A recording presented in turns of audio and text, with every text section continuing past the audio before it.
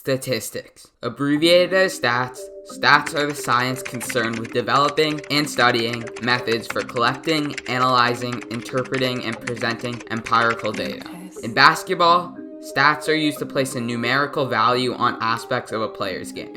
On November 1st, 1946, aka the start of basketball, the first basketball stats were created. These days, these stats are called the base stats, and they are as followed: points per game, rebounds per game, assists per game, field goal percentage, and free throw percentage. 27 years later, two other stats were added to these base stats: steals per game and blocks per game. In an additional 6 years later, the three-point line was added, meaning three-pointers made and three-point percentage were both added to these base stats. But as good as these stats are, they don't really tell much of the story. Russell Westbrook, for example, last year he led the league in assists, but we all know he was far from being the best playmaker in the league. So if we were to judge a player entirely based on their base stats, we would not really get an accurate representation of a player's ability. So this is where advanced stats come into play. In 1995, John Hollinger made a website called Alley-oop.com. This is the website in which he created and developed the mathematical formula for player efficiency rating,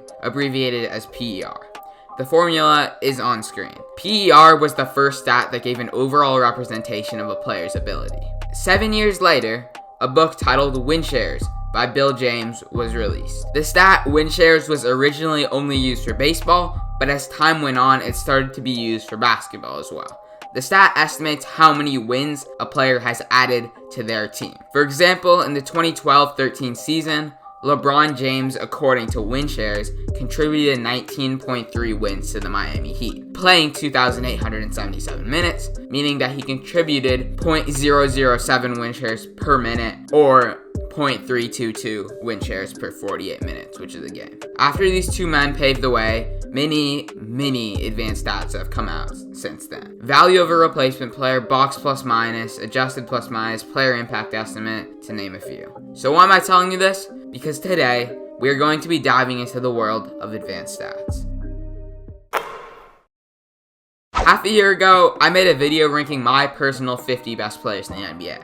This video took countless hours to form my list, and I believed at the time that my list turned out pretty good. But unfortunately, a lot of things did not fall into place. Truly, the list was far from accurate. My personal bias showed out, and my overall ability to rank 50 players was just pretty poor. I know many of you will believe you can make an accurate list, but I promise you, it's just not that easy. When trying to make a list based on personal ideas and opinions, the list will almost always be flawed, as we all contain different opinions. So, 6 months later, I want to try to correct this really poor list. But instead of using my ideas, I was going to be using computers. What's good, YouTube? My name is Kaisen, aka Eternal, and today I'm going to be using advanced stats to rank every single player in the league. So what am I going to be doing first? Well, the first thing I was going to do was copy some of my favorite advanced stats into a spreadsheet and see where that takes me. These are as followed: player efficiency rating, win shares per 48, wins added, value over replacement player, basketball reference box plus minus, robust algorithm using player tracking and on and off ratings, both wins above replacement and total, and finally luck adjusted player estimate using a box prior regularized on and off, both box and total. So let's go. Actually, pause. I would guess you guys don't exactly know what all these stats are beside PER and win shares, as I've explained both of them. So let me start with explaining wins added. Wins added is just like win shares. It estimates how many wins a player has contributed to a team. It just uses a slightly different formula. Box plus minus is an advanced version of the normal plus minus stat. The stat sets a player to a league average team and estimates how many points a player adds or takes away from this average team per 100 possessions. By definition, a league average player should have a box plus minus of 0.0. Value over replacement player sets the replacement player to a player that is normally found on the back of the bench. The player records a rating of -2.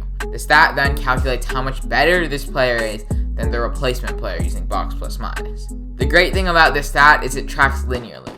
A player with a value over replacement rating of 10 theoretically should be exactly worth twice as much as a player with a value over replacement player of 5. Raptor has two sides, one that calculates wins and the other that calculates points added per 100 possessions. It's pretty similar to the stats we already went over, and all these stats either are wins or points. LeBron is another statistic that measures how many points it adds to the team. Truthfully, all the stats are relatively similar, meaning they both go over wins and points, with just some slight tweaks to their formula. So as I just copied in my first stat, I realized something was immediately wrong. By just using the stat player efficiency rating, the best player in the league was Ahmad Kaver. Do you know who Ahmad Kaver is? Me neither. Ahmad has played 1 minute and scored 2 points, meaning he averages 96 points per 48 minutes, and thus has a 78.1 PER. So with this knowledge, we clearly need to set a threshold because playing 1 minute means absolutely nothing. So the threshold I've designed is using games and minutes. So if each team has played approximately 60 games now, I would expect a solid player to play at least 40 of them. And in those 40 games, I would expect them to average about half of the game. So 40 times 24 is 960. But 960 is not the best number, so I'll just round down to 900. That's the threshold, 900 minutes. Now that that's sorted, it's looking a lot better. And bam, there we go. All the metrics have been copied down. So how I am going to be determining where a player ranks is by averaging the rank of all the stats. For example, if a player finishes first in PER and 10th in win shares per 48, they'll get an average score of 5. And then I'll be sorting by this new column. So, who came out on top? Who cracks the top 10? Who cracks the top 50? Who's the worst player in the league? So let's start with this one. Who has earned the worst possible title you can receive? Who really is the worst player who has played over 900 minutes? Drum roll, please. It's Jalen Green. But Jalen's a rookie. It doesn't matter really how good you are when you're 19. It matters how good you are when you're 29.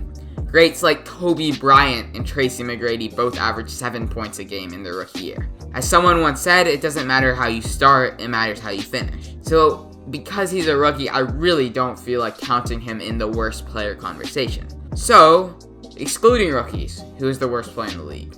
It's Killian Hayes, who's a sophomore. Still not a rookie, so I guess he counts. Following Killian, we have the worst vet in the league, and that's Terrence Ross. And here are the players ranked between 180 and 229. The players ranked between 129 and 178. 79 and 128. 29, 78.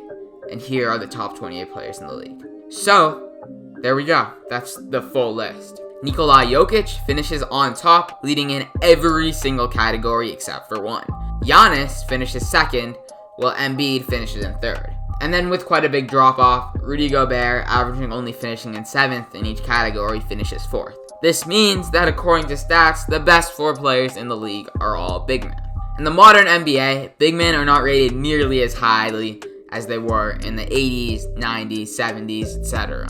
But according to these numbers, the center is still the most important position in basketball.